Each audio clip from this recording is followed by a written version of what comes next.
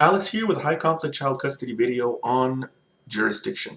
If you're looking for one of the two videos on personal jurisdiction or subject matter jurisdiction, they are going to be found under the legal nuts and bolts category. This video specifically will go into how a court goes about determining if it can exercise jurisdiction over children. And for the most part, it's based on the UCCJEA, which is the Uniform Child Custody Jurisdiction and Enforcement Act. It's a federal act, and it forces all 50 states to create a uniform system of laws with regards to determining which state will exercise jurisdiction over a child. Without this, you could have weird situations where multiple courts want to exercise jurisdiction over the same child. And then you'd have like competing child support orders, competing child custody orders. It would be kind of crazy. You'd also possibly have situations where none of the 50 states want to exercise jurisdiction over a child. So the UCCJEA takes care of that. Even though all 50 states have this uniform set of laws, you're going to find them in unique areas because each state has its own codification of their laws. And so for Nevada, it might be NRS 125A, but for Oregon or New York or Florida, it'll be under some other code, some other statute. So just letting people know about that ahead of time. Also, each state has its own set of published case law. And so when it comes to doing research on the issue of jurisdiction over a child in your state, you're going to have to look at your state's case law in particular.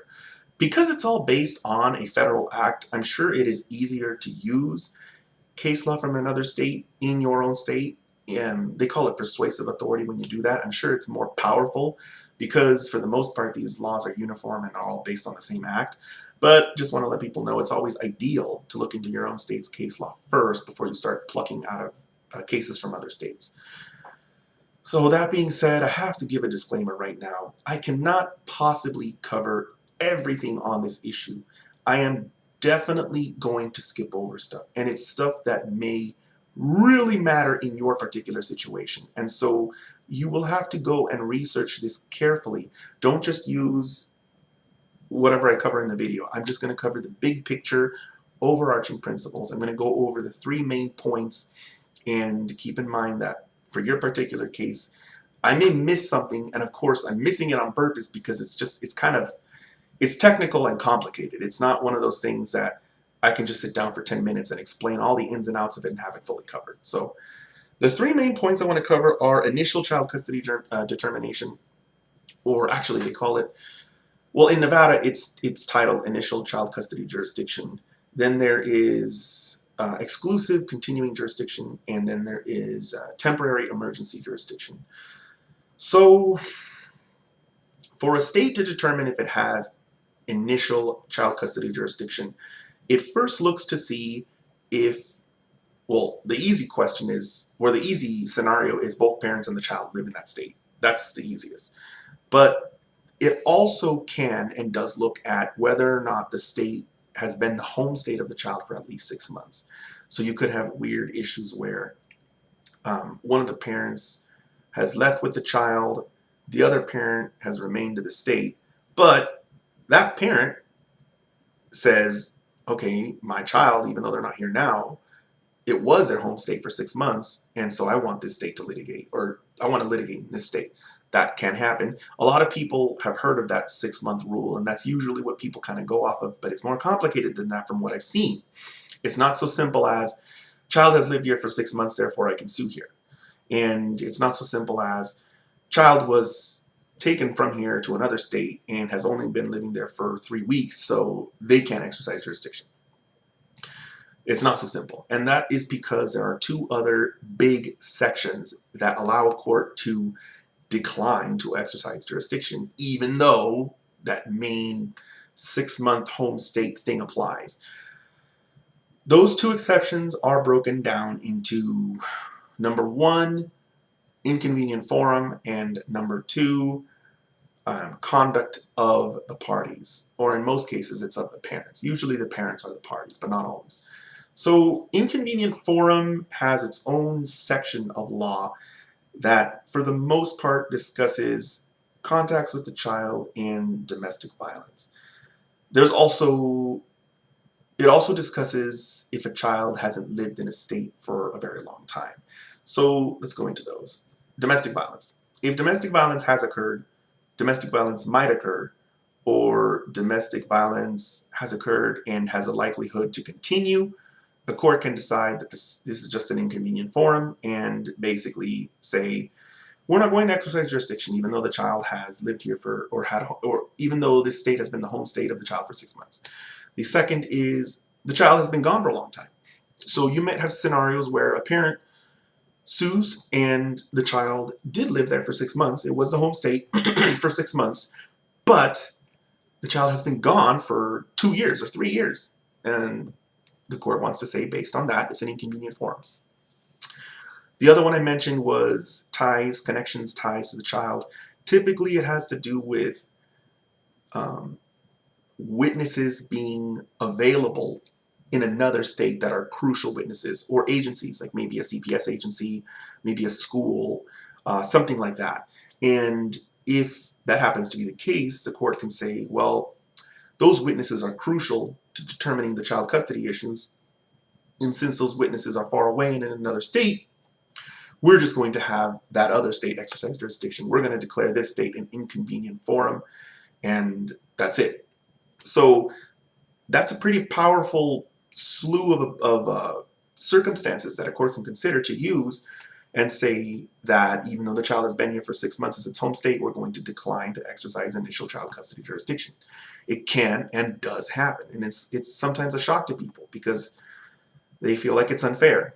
Their ex took the kids, ran to another state, and a lot of people feel like they got away with it because they were able to get a judge to say inconvenient forum, domestic violence has occurred, or something like there's some crucial witnesses over here in this faraway state that need to appear in court and testify.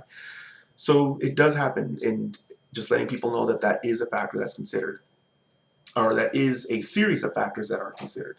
The other one I talked about was the conduct of the parties. It seems that the court can hold conduct against the parties. So it doesn't necessarily explain what it's talking about. It doesn't explain what that conduct is, with one exception: acquiescence. The court can consider a parent's or party's acquiescence to jurisdiction under that particular statute. So the court can say, yeah, I could exercise jurisdiction as this was the child's home state for 6 months, but that parent, maybe in writing, maybe in a court paper, maybe through their conduct, acquiesced to another court having jurisdiction over the child. And now I mentioned that it didn't really explain what misconduct was, but I imagine that that could be possibly a court holding against a parent their abduction of the child. So none of that is said in the statutes, but it might come up in the case law. There may be a judge who said, you just came to the state and squatted for 6 months. You don't really have any meaningful connections here. You didn't ask for permission to leave with the child, and so your conduct is going to be held against you, and the other state is going to go ahead and have the initial child custody jurisdiction. So I just wanted people to know that there was more to it than just saying the child has been here for 6 months and that's that.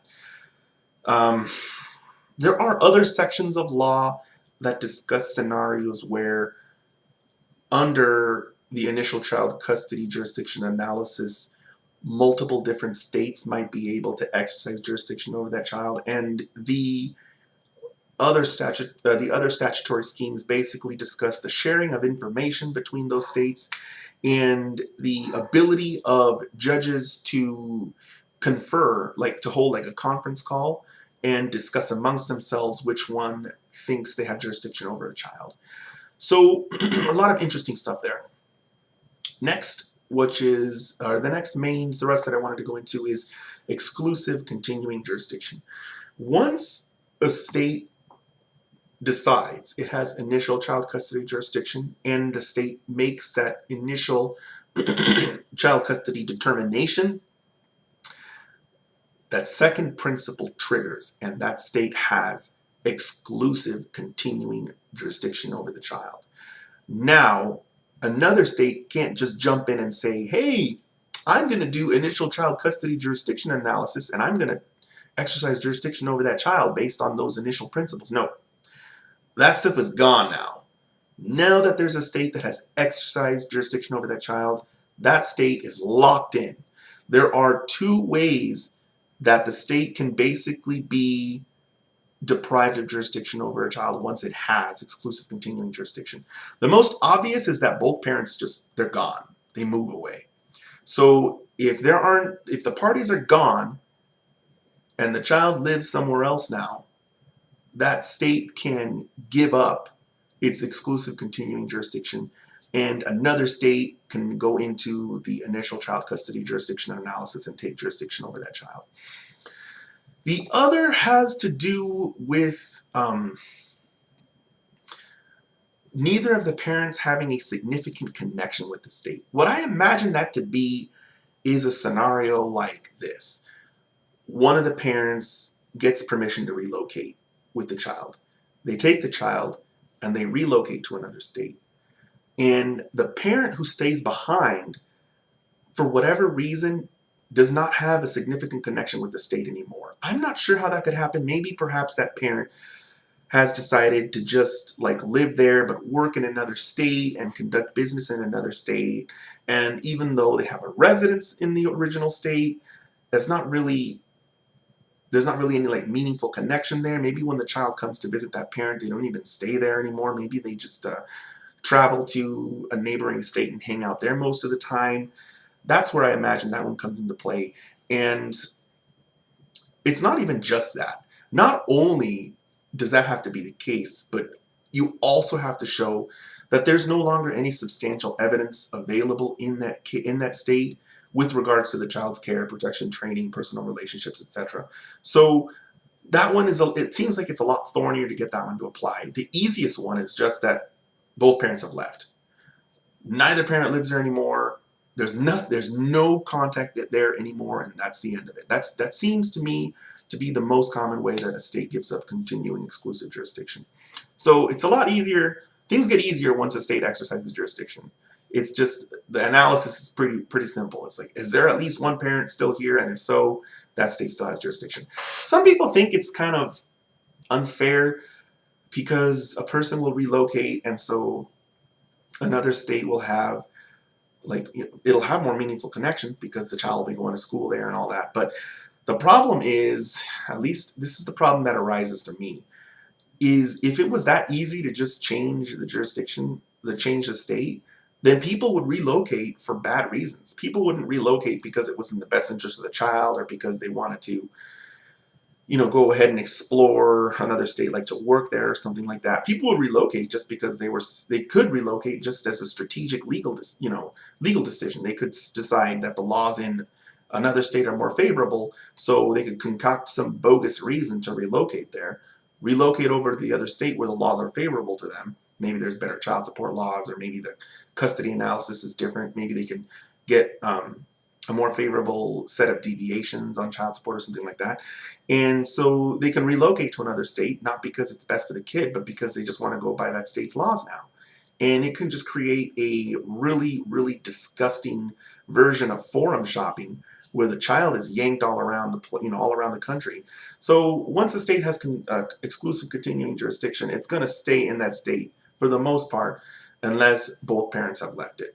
So I'll go ahead and go on to the temporary emergency jurisdiction. I don't really have a whole lot to say on temporary emergency jurisdiction. For the most part, it's common sense. The child is in sudden, extreme emergency danger, and so a person needs to run to their local courthouse to get some kind of emergency order right now. From what I have seen in the code, a child custody determination made under the section is only effective until an order is obtained from the court who actually has exercised initial child custody jurisdiction over the child. So it's kind of like another state can exercise emergency jurisdiction, but when it does, that order is only going to be in effect for a short while. Eventually, the actual judge in the state that has actual initial child custody jurisdiction is going to have to make a determination. I don't want people to think that you can just claim an emergency, get some random state judge to enter some kind of order, and think that that order now has actual effect forever and ever and ever. It doesn't.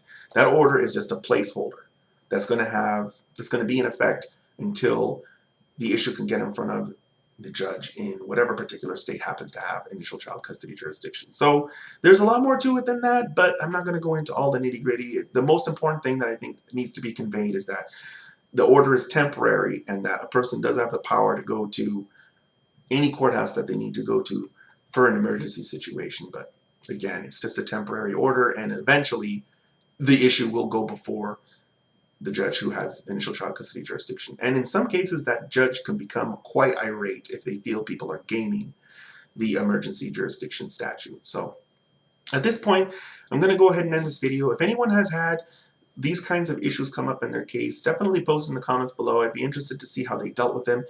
In my case, initial child custody jurisdiction was very easy. My ex and I both lived in the state of Nevada. Our son lived in the state of Nevada. We went to court, and initial child custody jurisdiction was immediately entered, or it was immediately exercised over the child.